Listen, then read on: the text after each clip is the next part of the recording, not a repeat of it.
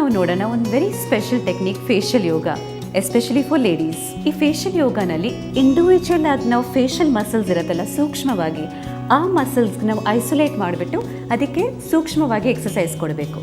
Let's begin. ಮೊದಲು the muscle around the I.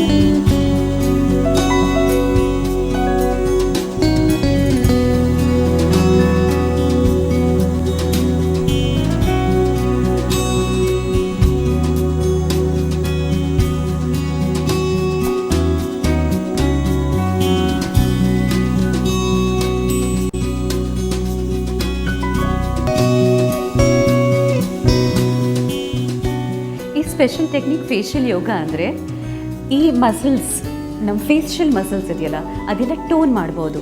ಈಗ ವಯಸ್ಸು ಆಗ್ತಾ ಆಗ್ತಾ ನಮ್ಮ ಈ ಸ್ಕಿನ್ ಎಲ್ಲ ಸ್ಯಾಗ್ ಆಗುತ್ತೆ, ರಿಂಕಲ್ಸ್ ಬಂದ್ಬಿಡುತ್ತೆ.